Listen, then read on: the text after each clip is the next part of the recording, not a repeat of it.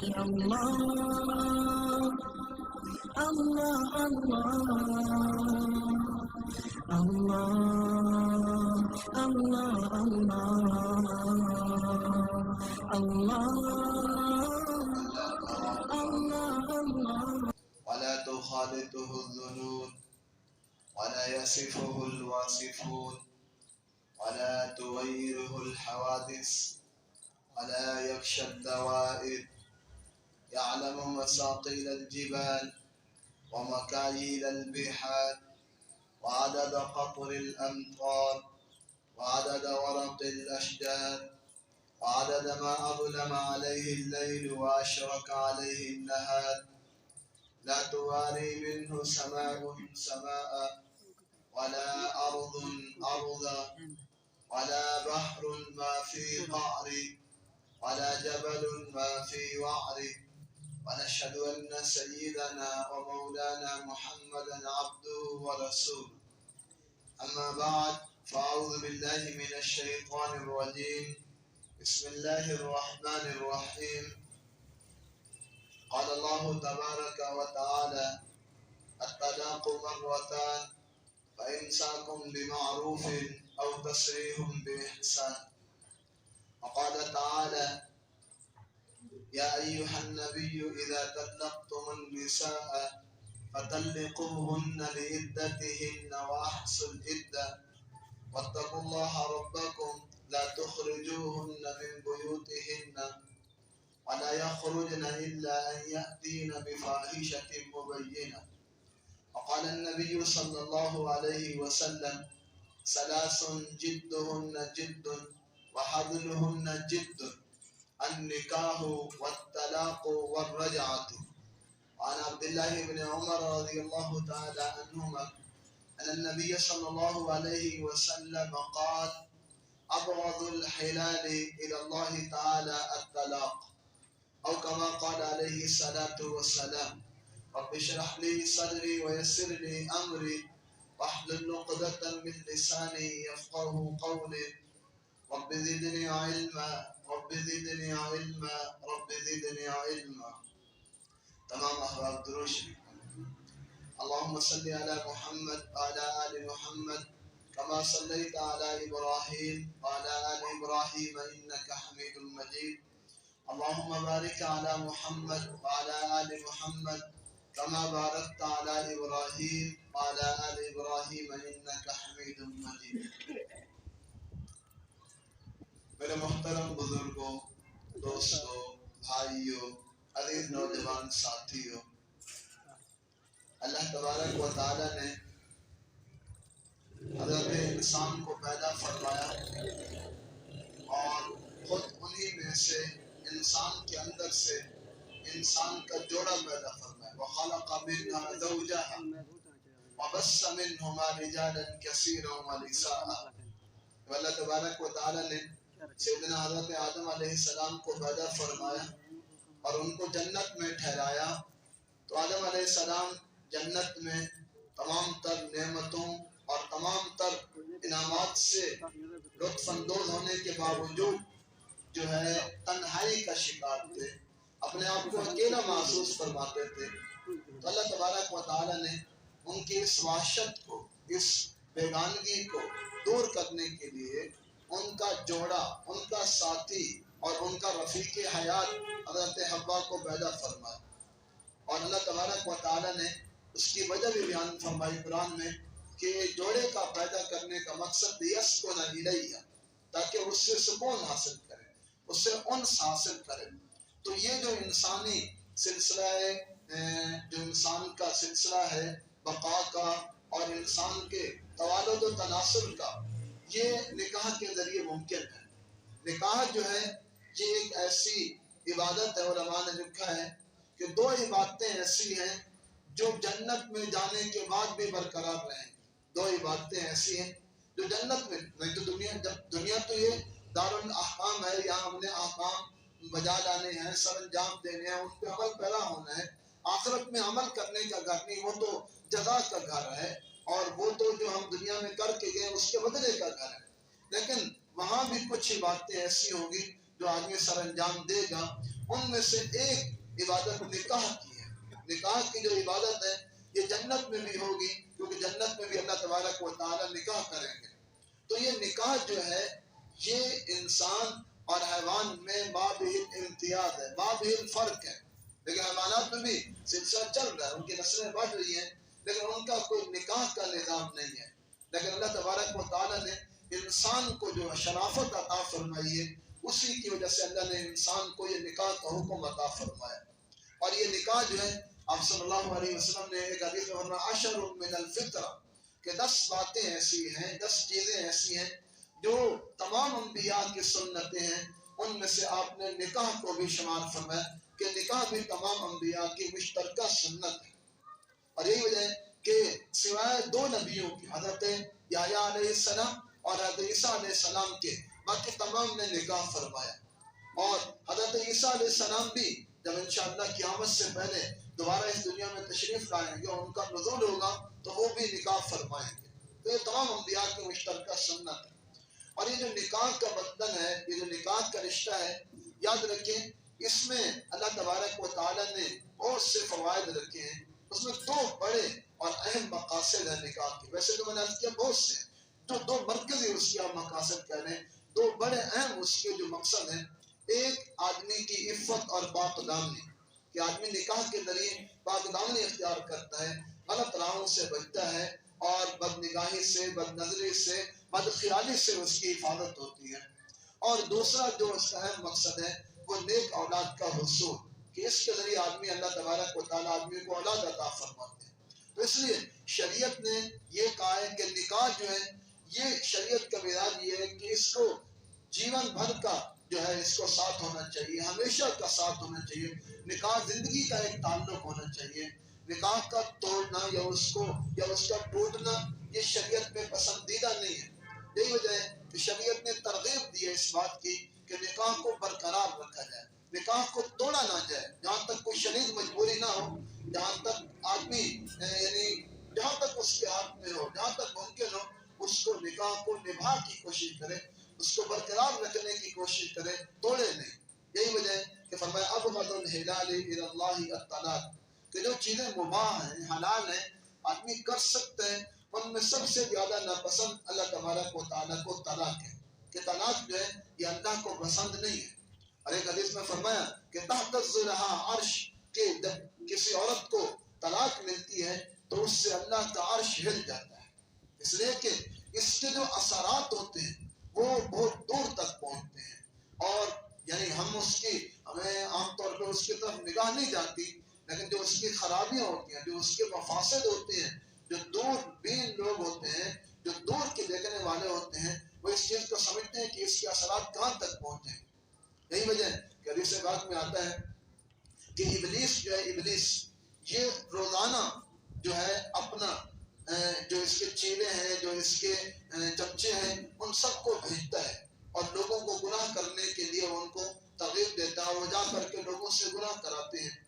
تو شام کو یہ جو ابلیس ہے پانی کے اوپر، سمندر کے اوپر اپنا تخت لگاتا ہے. یہ صحیح حدیث ہے، مسلم شریف کی روایت ہے، یضع عرشہ علی الماء، کہ وہ ابلیس پانی کے اوپر اپنا تخت بچھاتا ہے اور اس کے چیلے سارے جو چمچے ہوتے ہیں سارا دن لوگوں کو بہکا کر کے گناہ کرا کر کے آتے ہیں. تو شام کو تخت پہ بیٹھتے ہیں اور سارے اس کو کارگزاری سناتے ہیں. یعنی اللہ کی کرنی ایسے جیسے خیر کی کارگزاری ہوتی ہے. آپ دیکھتے ہیں تبلیغی احباب تبلیغ کے لیے جاتے ہیں، لوگوں کو اللہ کی طرف دعوت دیتے ہیں، تو پھر آ کر کے وہ اپنے مرکز میں اور بیان کرتے ہیں کہ ہم فلاں کو ملے اور اتنے لوگوں کو الحمدللہ نماز کی دعوت دی، اتنے کو جو ہے اور دیگر احکام کی دعوت دی. تو جس طرح خیر کی دعوت، شر کی دعوت بھی ایسے چلتی ہے. تو ابلیس ان سب سے کارگزاری لیتا ہے. تو ایک اس کا چیلا آتا ہے اور وہ آ کے اس کو بیان کرتا ہے، اسے پوچھتا ہے ابلیس تو کیا کر کے ہے. مثال کے طور پہ وہ کہتا ہے کہ میں نے ایک آدمی سے چوری کرائی ہے. تو ابلیس پتہ اس کو کیا کہتا ہے، ما فعلت بشیء، یہ کوئی بڑا کام نہیں کیا، اس کو دھتکار دیتا ہے، ہٹا دیتا ہے کہ میرا دل خوش نہیں ہوا. اور دوسرا آتا ہے وہ ایک اور گناہ کا تذکرہ کراتا ہے، ایک اور آتا ہے. ان مختلف اس کے چیلے آتے رہتے ہیں اور جو ان کے کام ہوتے ہیں وہ سر انجام دے کے آئے ہوتے ہیں. تو شیطان کسی پہ خوش نہیں ہوتا اور جو اس کی منشا ہوتی ہے وہ پوری نہیں ہو رہی. تو ایک چیلا اس کا آتا ہے اور وہ آ کے کہتا ہے کہ میں نے یہ کام کیا ہے کہ میں نے میاں بیوی میں جھگڑا ڈالا ان کے درمیان، اور ان کو بھڑکاتا رہا دونوں کو، یہاں تک کہ میں ان کے درمیان تفریق کرا دی، جدائی کرا دی اور طلاق واقع ہو گئی۔ تو حدیث کے الفاظ ہیں، جب شیطان یہ سنتا ہے تو بہت خوشی سے جھوم اڑتا ہے، اور اس کا چیلا یہ کام کر کے آیا ہوتا ہے اس کو اٹھ کر کے گلے سے لگاتا ہے اور کہتا ہے کہ انتا کہ واقعی اگر کام کیا ہے تو نے کام کیا ہے، اور کہتا ہے کہ تو میرا بیٹا ہے، یقیناً تو نے میرا جو ہے دل خوش کیا ہے۔ اب دیکھیں غور کریں اس کی وجہ کیا ہے، لیکن چوری بھی تو گناہ ہے، شراب پینا بھی تو گناہ ہے، سارے اپنی جگہ سنگین گناہ ہے، گناہ کبیرہ ہے، لیکن یاد رکھیں جو میاں بیوی کا جو اس نے اختلاف ڈالا اس کا اثر دور تک جائے گا، اس کا اثر پہلا نتیجہ نکلے گا کہ بچے جو ہیں آپس میں جب میاں بیوی جدا ہوں گے تو سب سے پہلا اثر بچوں پر پڑے گا۔ اب وہ ماں کے ساتھ جائیں گے تو بھی مسئلہ ہے، اکیلے باپ کے پاس جائیں گے تو بھی مسئلہ ہے، اور اکثر ایسا ہوتا ہے کہ اس کی وجہ سے بچے جو ہیں میاں بیوی کے جھگڑے کی وجہ سے بچوں کو نقصان پہنچتا ہے، ان کی تربیت نہیں ہو سکتی، اور جو ہے وہ معاشرے کے لیے ایک اچھے فرد نہیں بنتے۔ یہی وجہ ہے کہ ایک سروے ہے، ایک تحقیق یہ ہے کہ جو لوگ چور ہیں یا ڈاکو ہیں یا اکثر غلط پیشوں کی طرف جاتے ہیں ان میں سے اکثر ایسے ہیں جن کی وجہ ان کے ماں باپ کی آپس کی لڑائی ہوتی ہے، کہ ماں باپ لڑتے ہیں اور اس کا نزلہ بچوں پر گرتا ہے، بچوں پہ اثر پڑتا ہے، نہ ماں ہوگی یا نہ باپ ہوگا یا کوئی ایک ہوگا تو ساتھ باپ بھی پوری طرح بچوں کو سنبھالے نہیں کر سکتا، وہ کام کے لیے روزی روٹی کے لیے جاتا ہے، ماں عورت ہوتی ہے اس کو کمانے کے لیے مسائل ہوتے ہیں، تو اس سے ایسے بچے اکثر جو ہے معاشرے کے لیے برائی کا ذریعہ بنتے ہیں، چوری چکاری کا اور بد اخلاقی کا ذریعہ بنتے ہیں۔ تو اس لیے شریعت نے ترغیب دی ہے اس بات کی کہ کوشش کریں نکاح کا جو رشتہ ہے اس کو برقرار رکھیں، اور یاد رکھیں یہ اتنا مشکل نہیں، اصل بات یہ ہے کہ دیکھیں اگر آدمی ایک دوسرے کے حقوق ادا کرے، خاوند بیوی کے حقوق ادا کرے اور بیوی اپنے خاوند کے حقوق ادا کرے، اور دوسرا بڑا اہم پوائنٹ وہ یہ ہے کہ تھوڑی سی برداشت پیدا کر لیں، برداشت یہ اہم نقطہ ہے، اگر برداشت پیدا کر لیں تو پھر نوبت یہاں تک نہ پہنچے۔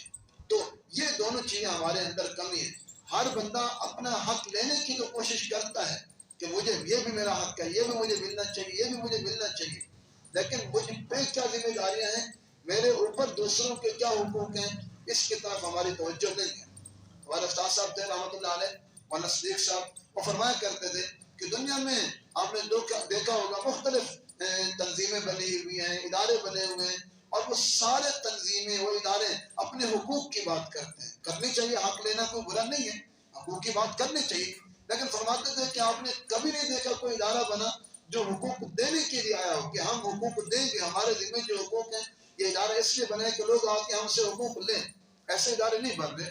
اس کی وجہ یہی ہے کہ ہر بندے کو لینے کی فکر پڑی ہوئی ہے، دینے کی جو میری ذمہ داری ہے وہ کون ادا کرے گا اس کی طرف توجہ نہیں ہے۔ تو اس لیے پہلے یہ چیز ہم سمجھیں کہ ایک دوسرے کے جو حقوق شریعت نے رکھے ہیں وہ جو ہے آدمی پورے کرے، اور دوسرا یہ ہے کہ دیکھیں میاں بیوی کا جو تعلق ہے وہ میں جیسے شروع میں عرض کیا ساری زندگی کا تعلق ہے، باہر کا بندہ ہے آپ اس کے ساتھ گھنٹہ گزارتے ہیں، 1.5 گھنٹہ گزارتے ہیں، آپ جو ہے اس کے ساتھ وہ کر سکتے ہیں، لیکن بیوی کے ساتھ آپ نے 24 گھنٹے گزارنے ہیں تو یقیناً اس کے ساتھ پوچھ گچھ ہوگی، تو ایسی چیز پیش آئے گی جو آپ کے مزاج کے خلاف ہوگی، اور آپ کوئی ایسا کام کریں گے جو اس کے مزاج کے خلاف ہوگی۔ تو اس لیے آپ صلی اللہ علیہ وسلم نے فرمایا کہ عورت جو ہے یہ پسلی سے پیدا کی گئی ہے اور جسم کی ٹیڑھی ترین جگہ جو ہے پسلی ہے، تو اس لیے آپ نے فرمایا کہ اگر تم یہ چاہو کہ میں اس کو سیدھا کر دوں، فرمایا کہ سیدھا نہیں کر سکو گے، سیدھا کرنے لگو گے تو اس کو توڑ دو گے، اور آپ نے فرمایا وَقَصْرُهَا طلاق کو، اور اس کا توڑنا کیا اس کو طلاق دے بیٹھو گے، تو اس لیے جو ہے اس کی اسی ٹیڑھے پن کے ساتھ اس کے ساتھ زندگی گزار۔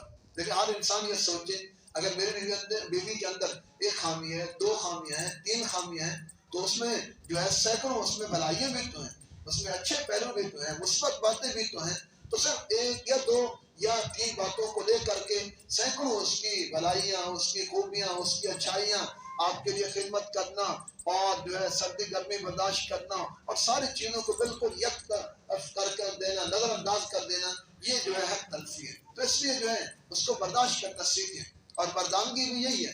آپ صلی اللہ علیہ وسلم نے فرمایا تم میں سے سب سے بہترین وہی ہے جو اپنے گھر والوں کے ساتھ بہترین ہو، اور آپ نے فرمایا میں تم میں سے سب سے زیادہ اپنے گھر والوں کے ساتھ اچھا سلوک کرنے والا ہوں۔ تو اس لیے جو ہے یہ چیز کریں، اور دوسرا اس میں ہمارے لوگوں کو آگاہی دیں، جیسے میں نے شروع میں عرض کیا کہ طلاق جب دیں گے تو اس کے اثرات معاشرے پہ کیا پڑیں گے.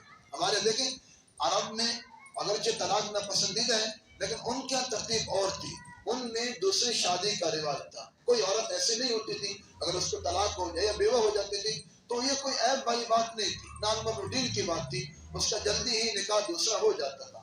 ہمارے یہاں دوسرا مسئلہ یہ بھی ہے کہ دوسری شادی خاص طور پہ عورت کے لیے بہت مشکل ہو جاتی ہے. تو اس لیے جو ہے جب یہ آپ سوچیں کہ وہ جب طلاق ہوگی تو پھر اس کے لیے آگے کے مراحل کیا ہوں گے، وہ کیسے زندگی گزارے گی، اس کے اوپر نظر کرنی چاہیے. ہمارے یہاں لوگ اس وقت کچھ نہیں سوچتے، جذبات میں آتے ہیں اور غصے میں آتے ہیں اور جو ہے بیوی کو طلاق دے دی. اور پھر بعد میں ہوا کیا، بعد میں یہ ہوا کہ ساری زندگی وہی لوگ پچھتاتے ہیں، وہی افسوس کرتے ہیں اور کفے افسوس بنتے ہیں. لیکن پھر ان کے ہاتھ سے معاملہ نکل چکا ہوتا ہے. پھر سوائے پچھتانے کے، پھر سوائے افسوس کرنے کے کوئی نہیں ہوتے.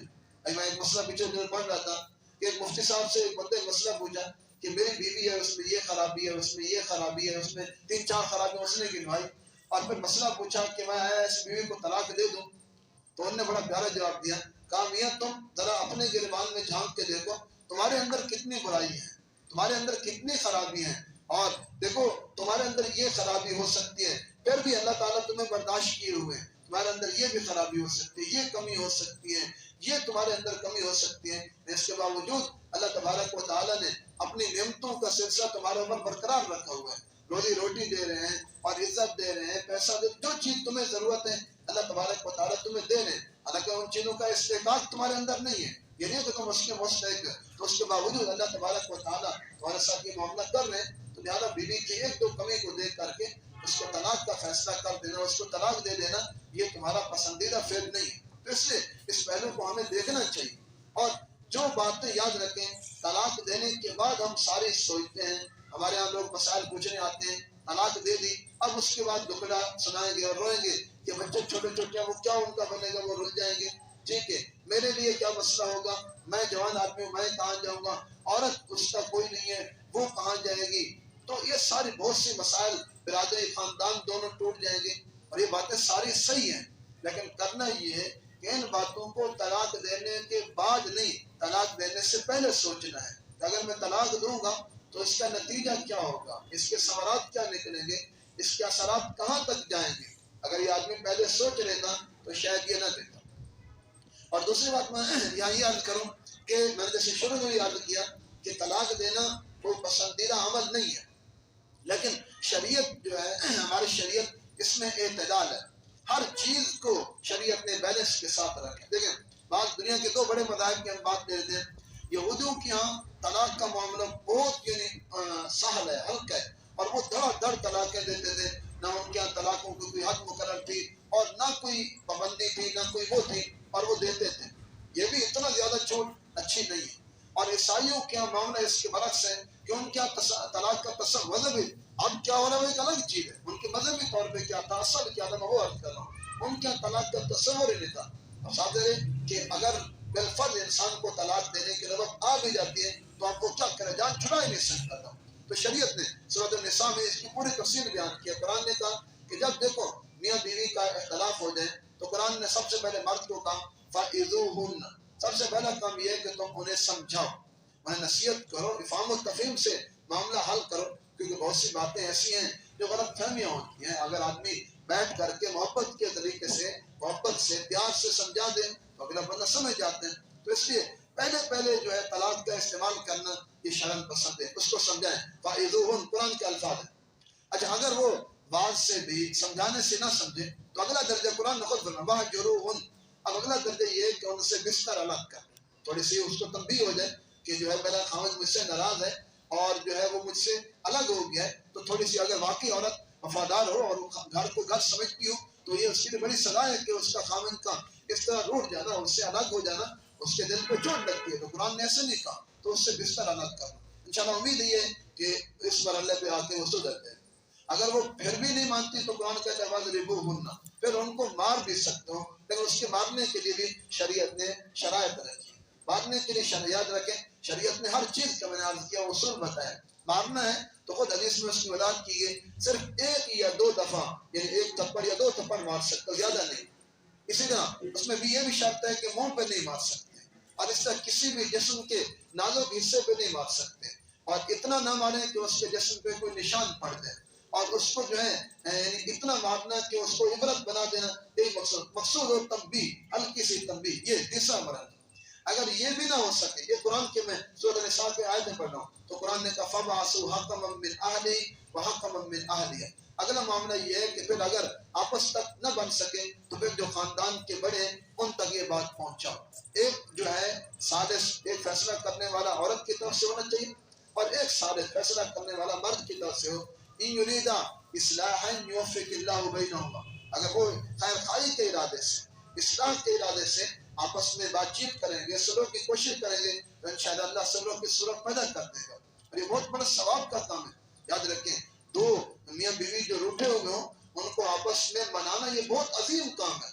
یاد رکھیں، شریعت میں جھوٹ بولنا گناہ کبیرہ آپ کو معلوم ہے، اور حدیث میں اس پہ سخت سے سخت وعیدیں آئی ہیں، بلکہ خود قرآن میں آیا کہ جھوٹے پہ اللہ کی لعنت، اتنی ہے سخت وہ گناہ ہے۔ اس کے باوجود حدیث کے مطابق یہ فرمایا گیا ہے کہ 3 جگہ ایسی ہیں جہاں جھوٹ بولنا بھی جائز ہے۔ ان میں سے ایک یہ بھی ہے کہ اگر میاں بیوی آپس میں لڑے ہوئے ہوں، ان کا اختلاف چل رہا ہو، روٹھے ہوئے ہوں، تو پھر ان کو منانے کے لیے اس غرض سے کہ آپس کے قریب آ جائیں، جڑ جائیں۔ اگر کوئی آدمی جھوٹ بھی بولتا ہے، مثلا بیوی کو جا کے کہے آپ کا خاوند آپ سے محبت کرتا ہے، وہ تو آپ کو یاد کرتا ہے، وہ تو آپ کو مس کر رہا ہے، وہ اس طرح کی بات حالانکہ اس نے نہیں کہی، صرف اس لیے کہ اس کا بھی دل میلان ہو جائے، تو شریعت نے اس کی بھی اجازت دی۔ لیکن کتنا یعنی اس کی اہمیت ہے کہ جھوٹ جو عام طور پہ شریعت نے پسند نہیں کیا، ایسے موقع پہ بولنے کی اجازت دی۔ تو یہ تیسرا قدم یہ ہونا چاہیے کہ دونوں خاندانوں کے جو سمجھدار اور جو ہے ذی علم لوگ ہوں وہ بیٹھ کر کے معاملے کو سلجھائیں۔ اگر سلجھ جائے تو فبیہ، بہت اچھا ہے، لیکن اگر پھر بھی نہ ہو، یاد رکھیں اگر طلاق دینا اس درجے میں آخری آخری، پھر طلاق دینے کا طریقہ بھی سیکھیں۔ یاد رکھیں طلاق، پہلے میں نے اتنا تاکید عرض کی کہ نہیں دینی چاہیے، کوشش کرنی چاہیے، لیکن بہرحال انسان ہونے کے ناطے بعض اوقات ایسے حالات ہو بھی جاتے ہیں کہ نبھا نہیں ہوتا۔ اگر طلاق دینی پڑ جائے تو طلاق دینی کیسے، یہ بھی سمجھیں۔ تو شریعت نے طلاق دینے کا طریقہ، احسن الطلاق، طلاق کا جو بہترین طریقہ، اگر آپ نے بہترین کا مطلب یہ کہ دینے نہیں، اگر دیں تو پھر کس طریقے پہ، یہ کہہ رہا ہوں، یہ نہیں ہے کہ بہترین ہے آپ اس کو دینا شروع کر دیں، اگر کوئی معاملے مجبوری دے تو پھر دینے کا طریقہ کیا ہو، وہ طریقہ یہ ہے کہ یاد رکھیں بیوی کو صرف ایک طلاق دیں، یہ شرطیں، ایک طلاق دیں، اور وہ بھی پاکی کے زمانے میں، جب وہ پاک ہو، یعنی مینسن میں یا ماہواری میں نہ ہو، پاک ہو ان میں، اور وہ ماہواری بھی وہ ہو جس میں آدمی اس بیوی کے قریب نہ گیا ہو، اور صرف اس میں ایک طلاق دے، اور وہ بھی صاف لفظوں میں، صریح طلاق کہتے ہیں اسے، بس یوں کہے کہ میں نے تجھے طلاق دی، میں نے تجھے ایک طلاق دی، بس اتنا کہے۔ اس کا فائدہ کیا ہوگا؟ اس کا فائدہ یہ ہوگا کہ جب یہ طلاق ہو جائے گی اور عورت عدت گزارے گی، عدت جو ہے عام طور پہ اس کو 3 مہینے یا بعض جس کی زیادہ بھی ہوتی ہے، جس کی تفصیل کا موقع نہیں، تو 3 مہینے کا اس کو کم از کم پیریڈ ملتا ہے۔ وہ میاں بھی اور بیوی بھی سوچیں گے کہ ہم نے یہ قدم اٹھا لیا ہے، اس کا نتیجہ کیا نکلے گا، اس کا اثر کیا مرتب ہوگا ہمارے اوپر، ہمارے خاندانوں پر، ہمارے بچوں پر کیا اثرات مرتب ہوں گے۔ 3 مہینے کا وقفہ ہے، آدمی سوچ لے گا، اگر واقعی وہ سمجھدار ہے تو انشاءاللہ وہ رجوع کر لے گا، اور شریعت کا مقصد یہی ہے کہ وہ رجوع کر لے تو اس کو رجوع مل جائے۔ اگر بالفرض 3 مہینے یا جو بھی اس کی عدت ہے وہ پوری ہو گئی، پھر بھی رجوع نہیں کر سکا، تو بھی اب اس کے لیے آگے دروازہ کھلا ہوا ہے، دوبارہ اس عورت سے نکاح کر لیں، دوبارہ بھی نکاح کر سکتے ہیں، اس میں کوئی حد نہیں ہے۔ لیکن جب آپ ایسی طلاق دیں گے جو غیر طریقہ ہے طلاق دینے کا، تو پھر اس میں جو ہے خود آپ کے لیے بھی مسئلہ ہوگا اور دوسروں کے لیے مسئلہ ہوگا۔ ہمارے ہاں لوگوں میں مشہور یہی ہے کہ طلاق دینے کا طریقہ یہ ہے کہ بس اکٹھے 3 طلاقیں دے دیں۔ تو یاد رکھیں یہ 3 طلاقیں اکٹھے دینا یہ شرعاً ناپسندیدہ عمل ہے، اور یہ شریعت کو پسند نہیں ہے، یہ کوئی اچھا طریقہ نہیں ہے، اس کو طلاق بدعت کہا جاتا ہے۔ یہ طلاق دینے کا بدعت طریقہ ہے، ناپسندیدہ طریقہ ہے۔ تو لہٰذا لیکن جب آپ 3 طلاقیں دے دیتے ہیں تو پھر معاملہ ختم ہو جاتا ہے۔ خود قرآن مجید میں اس چیز کی وضاحت موجود ہے، جو میں نے شروع میں آیت پڑھی کہ 3 طلاقوں کے بعد اب اس کے پاس کوئی آپشن نہیں رہتا۔ ہمارے یہاں کیا ہوتا ہے، پہلے اس وقت 3 طلاقیں دے دی، اب بعد میں وہ پچھتا بھی رہا ہے، افسوس بھی کر رہا ہے، اب جو ہے ادھر ادھر در بدر پھر رہا ہے، کبھی کسی مفتی کے پاس، کبھی کسی عالم کے پاس، کوئی راستہ نکال دو، کوئی حل بتا دو۔ بھئی شریعت نے آپ کو حل بتائے تھے، آپ نے ان سب کو پھلانگ کر کے، ان کو تجاوز کر کے، بس سے پش ڈال کر کے آپ وہ چھلانگ لگاتے ہوئے آخری آپشن پہ آ گئے۔ اب اس کے بعد بعض لوگوں سے سنا، ہمارے پاس مسائل ہیں، یار اس میں یہ اس کے ساتھ ظلم ہے، یہ اس کے ساتھ تو زیادتی ہے، تو زیادتی اس نے خود اپنے درمیان کیا. شریعت نے پہلے تو روکا ہے تو وہ طلاق دے ہی نہیں، کیوں دیتا ہے؟ اگر دیتا بھی ہے بالفرض تو اس کا کوئی طریقہ کار ہے، اس کی تفصیل ہے، کس طریقے پر دینی ہے، شریعت نے خود بتا دیا.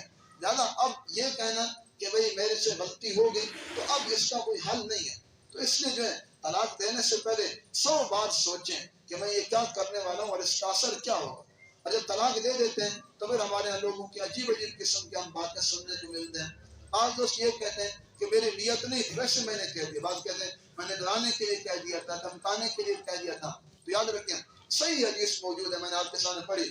اللہ کے نبی صلی اللہ علیہ وسلم نے فرمایا ثلاث جدہن جد وحدلہن جد. میں 3 باتیں ایسی ہیں، 3 چیزیں ایسی ہیں کہ ان کی حقیقت تو حقیقت ہے، ان کی مذاق بھی ان کی حقیقت ہے. النکاح والطلاق والرجعۃ. میں نکاح بھی ایسا ہے اور طلاق بھی ایسی چیز ہے، اگر ہم مذاق میں کہیں تو بھی طلاق ہو جائے گی. اچھا تو اس لیے ہمارے لوگ یہ جو کہتے ہیں کہ میں تو ویسے کہہ رہا تھا، ویسے کہنے سے بھی طلاق ہو جائے گی. یہ نہ کہیں کہ میں ویسے کہہ رہا تھا، ڈرانے کی نیت سے، دھمکانے کی نیت سے کہہ رہا تھا. اب جس نیت سے بھی کہیں گے طلاق واقع ہو جائے گی. اسی طرح بعض لوگ یہ کہتے ہیں کہ میں غصے میں تھا. اکثر لوگ ہمارے یہ کہتے ہیں کہ میں غصے میں تھا، میں نے اس لیے طلاق دے دی. تو میرے بھائی ہمارے مفتی صاحب تھے، وہ بڑے پیار سے سمجھاتے تھے. وہ کہتے تھے کہ دیکھو بھائی طلاق دی ہی غصے میں جاتی ہے. کون اپنی بیوی کو قریب بلا کر کے میری بیوی میری محبوبہ میں تجھے طلاق دوں، ایسا کوئی بھی نہیں کہتا. تو صاحب طلاق کا معاملہ ہوتا ہی تب ہے جب غصے کی صورت ہو. تو پھر یہ کہنا کہ میں غصے میں تھا میں نے طلاق دی، تو یہ بات بھی ان کا عذر قابل قبول نہیں ہوگا. آدمی دیتا ہی غصے میں، تو اس لیے غصے میں طلاق دینا تو بھی طلاق واقع ہو جائے گی. تو اس لیے میں نے عرض کیا کہ اس لفظ کو بولنے سے پہلے آپ سوچیں کہ یہ لفظ بہت سنگین لفظ ہے اور ہر صورت میں اس کا اثر واقع ہو کے رہے گا. اور بعض لوگ یہ کہتے ہیں کہ نہیں اگر 3 طلاقیں دے دیں تو اس میں جو ہے میری چونکہ نیت نہیں تھی. یاد رکھیں 2 چیزیں الگ ہیں کہ بعض چیزیں ایسی ہیں جو نیت پر موقوف ہوتی ہیں اور بعض ایسی ہیں کہ بغیر نیت کے بھی ہو جاتی ہے. یہ ایک جرم ہے. اور ہمارے اس کی مثال دیتے ہیں کہ آپ کسی انسان کو جو ہے کوئی چیز گولی مارتے ہیں، اب بھلے آپ کی نیت نہ بھی ہو یا آپ کی نیت کچھ ٹھیک بھی ہو تو اس کو گولی لگ گئی کہ بندہ مر جائے گا. اسی طرح یہ بھی ایک گولی ہے، ایک گولی کی طرح ہے. جب آپ اس کو اپنے منہ سے نکالتے ہیں تو یہ اپنا اثر دکھاتی ہے، اگلے عورت کو جا کے لگے گی اور اس کو طلاق واقع ہو جائے گی. اس اور بھی بہت سی غلط فہمیاں ہمارے یہاں، جو کہ میں نے شروع میں عرض کیا کہ ہے 3 طلاق کا تصور. جب بھی بولیں گے 3 بولیں گے تو یاد رکھیں اس کو ختم کریں. بہت علمی آپ عدالتوں میں جا کے دیکھیں، جو لوگ عدالتوں سے وابستہ ہیں، ہمارے آدھے جو معاملات چل رہے ہیں وہ نکاح کے، خلا کے، ان چیزوں کے نان نفقہ کے چل رہے ہیں. اس کی وجہ کیا ہے کہ وجہ یہی ہے کہ ایک ناچاکیاں، صبر کی کمی، حقوق کی ادائیگی نہیں کرتے ہیں اور پھر جب طلاق دینے پہ آتے ہیں تو ان کو پتہ نہیں. اور صورتحال اب یہاں تک پہنچ چکی ہے، ہمارے یہاں مسائل آتے ہیں، وہ جو وہاں لکھنے والے بیٹھے ہیں عدالتوں میں، محرر، منشی، جو وسیقہ نویس، وہ بھی تو اللہ والے، ان کو کیا پتہ مسائل کا، مفتی تو نہیں بیٹھے ہوئے. وہ سمجھتے ہیں کہ طلاق کا مطلب ہی 3 طلاق. بندہ جا کے کہتا ہے میں طلاق لکھوانے آتا ہوں، اس کے کہے بغیر، اس کے پوچھے تفصیل بغیر، اس کی طرف سے وہ خود ہی لکھ دیتا ہے کہ 3 طلاق دیتا ہوں. خود ہمارے سامنے کئی کیس آئے، سینکڑوں کیس ایسے ہیں، وہ بھی لکھ دیا اور اگلے بندے نے بھی اس پہ دستخط کر دیے تو اب معاملہ ختم ہو گیا، اس کے ہاتھ سے نکل گیا. حالانکہ اس کو سوچنا چاہیے تھا. تو اس لیے جو حضرات بیٹھے ہیں اور میری بات وہاں تک پہنچا سکتے ہیں تو پہنچائیں. پہلے تو دیں نہیں، اگر دیں تو 1 طلاق کے ذریعے دیں. اسی طرح اور بھی بہت سے ہمارے یہاں طلاق کے بارے میں لوگوں کو غلط فہمیاں ہیں. بعض لوگ کہتے ہیں کہ جب میں نے طلاق دی تھی تو میری بیوی موجود نہیں، سامنے نہیں بیٹھی تھی. یاد رکھیں بیوی دنیا کے کسی کونے میں ہو، وہ دنیا کے آخری مغرب میں بیٹھی ہو اور آپ مشرق کے آخری کونے میں بیٹھے ہوں، اگر آپ طلاق دیں گے تو بیوی کو طلاق واقع ہو جائے گی. یہ یاد نہیں ہے، یہ ضروری ہے کہ بیوی سامنے بیٹھی ہو، کہیں بھی موجود ہو تو طلاق واقع ہو جاتی ہے. ایک اور عذر پیش کرتے ہیں لوگ کئی دفعہ ہمارے سامنے، جو کہ طلاق کے دنیا میں اس وقت ہمارے دارالفتاؤں میں مفتیان کے پاس جو مسئلے آ رہے ہیں، سب سے زیادہ 2 قسم کے مسائل آ رہے ہیں، ایک طلاق کے اور ایک میراث کے، جائیداد کے. ہمارے دارالفتاء اسی سے بھرے پڑے ہیں، طلاقوں سے اور جائیداد کے مسائل سے. لوگ ہمارے یہاں بات یہ کہتے ہیں کہ میں نے یہ کہا تھا کہ میں نے طلاق دی، یہ تو نہیں کہا تھا بیوی کو طلاق دی. یہ بھی ہمارے یہاں پیش آتے ہیں. میرے بھائی طلاق دی ہی بیوی کو جاتی ہے، آپ کسی اور کو طلاق تو نہیں دیں گے. تو یہ عذر بھی قابل قبول نہیں ہے کہ میں نے صرف لفظ طلاق بولا تھا، میں نے بیوی کو نہیں کہا تھا، یہ بھی صحیح نہیں. اسی طرح ہمارے ایک عذر یہ چلتا ہے، اکثر لوگ کہتے ہیں کہ میں اس وقت نشے میں تھا، میں نشے میں تھا. یہ ہمارے عام روٹین چلتی ہے. تو یہاں یاد رکھیں نشے کی تفصیل فقہاء نے رکھی. اگر نشہ آپ نے اپنے اختیار سے کیا تھا اور وہ نشہ بھی بطور آپ جیسے نشے کے کرتے ہیں، شراب پی لی، چرس پی لی، بھنگ پی لی، اس صورت میں اگر نشہ آ بھی جائے بھلے اس وقت آپ کو ذہن میں نہیں تھا یا آپ ہوش و حواس میں نہیں بھی تھے، لیکن چونکہ آپ نے وہ خود ایک گناہ کیا، شراب یا نشہ جو بھی، اور پھر اس گناہ پہ اور گناہ کا ارتکاب کیا، تو اگر نشے کی حالت میں آپ اس طرح طلاق دیں گے تو نشے کی حالت کی بھی طلاق واقع ہو جائے۔ جناب یہ عذر بھی نہیں چلے گا کہ میں نشے میں تھا یا مجھے اس وقت پتہ ہی نہیں میں کیا کہا تھا، میرے ہوش و حواس قائم نہیں تھے۔ نہیں، ہوش و حواس اگر آپ نے نشہ کیا اور اختیاری نشہ، اختیاری اس لیے کہہ رہا ہوں کہ بعض اوقات مجبوری کے مثلا ڈاکٹر صاحب بیہوش کرنے کے نشہ دے دیتے ہیں، وہ ایک اور مسئلہ ہے، یا کوئی دوائیاں ایسی ہوتی ہیں وہ کھلاتے ہیں اس میں آدمی کو ایسا نشہ آ جائے، تو وہ تو شریعت نے مجبوری کے تحت اس کی گنجائش دی ہے۔ لیکن جو اپنے اختیار سے اور لاہ و لعب کے طور پہ، موج مستی کے طور پہ کوئی بھی نشہ، چاہے وہ شراب ہو، چاہے وہ بھانگ ہو، یا جو بھی ہو، اگر وہ نشہ کرتا ہے اور نشے کی وجہ سے اس کو نشہ آ جاتا ہے تو طلاق دے گا تو طلاق پڑ جائے۔ تو میرے بھائی بات یہ کر رہا تھا کہ کتنے ہی ہمارے ہاں طلاق کے ایسے کیسز آ رہے ہیں اور اتنی شرح ہمارے ہاں بڑھتی جا رہی ہے، یہ کیوں ہوتا جا رہا ہے اور اس کے اسباب کیا ہیں، اس کی وجوہات کیا ہیں اور اس کا تدارک کیا ہے اور کون تدارک کرے گا؟ ہم نے کرنا ہے، میں نے اور آپ نے۔ تو محراب ممبر سے یہ آواز اٹھنی چاہیے۔ تو میں جو ہے تمام حضرات سے اپیل کرتا ہوں کہ لوگوں کو شعور دیں اس چیز کا۔ کئی دفعہ ایسے ہوا کہ لوگ سب کچھ کر کے آتے ہیں، پھر آ کر کے ہمارے پاؤں پکڑتے ہیں کہ آپ کوئی حل کریں۔ بھائی آپ پہلے اگر آ جاتے طلاق، لیکن لوگ مسئلہ پوچھتے ہیں مجھ سے، لیکن طلاق دینے کے بعد پوچھتے ہیں، طلاق دینے سے پہلے نہیں پوچھتے۔ اگر آپ پہلے پوچھ لیتے ہیں تو یہ نوبت نہ آتی، اور یہ جو آپ پریشانیاں کر رہے ہیں اور منتیں کر، اور پھر اس کے بعد نتیجہ کیا ہوتا ہے؟ یہ بھی تو ان لوگوں کے لیے جن میں تھوڑی بہت دین کی اہمیت اور پوچھتے ہیں۔ نہیں تو کئی کیس ہمارے سامنے ایسے ہیں کہ لوگوں نے ایک نہیں، دو نہیں، تین طلاقیں دی، اس کے باوجود بیوی کو اپنے گھر میں رکھا ہوا ہے اور وہ میاں بیوی کی طرح زندگی گزار رہے ہیں۔ یاد رکھیں وہ حرام کر رہے ہیں، حرام کا شکار ہو رہے ہیں۔ اب یہ گناہ جو ہے، بعض لوگ ہمارے بڑے جو ہیں، وہ بڑے بھی کیا اللہ معاف کرے، طلاق ہوگی، 3 طلاقیں ہوں گی، پھر کہتے ہیں گھر کی بات تھی، بڑے بیٹھ کے انہوں نے سلو کرا دیا۔ ایسے سلو نہیں چلے گی میرے بھائی۔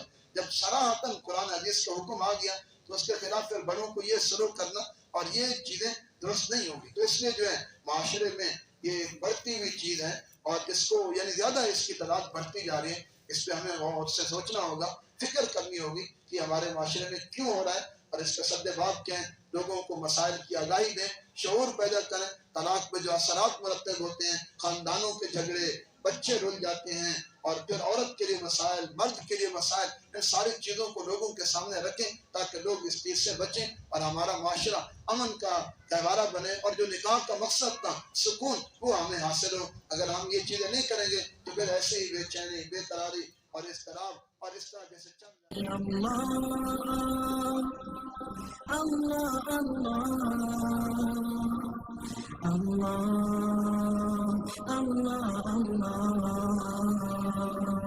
اللہ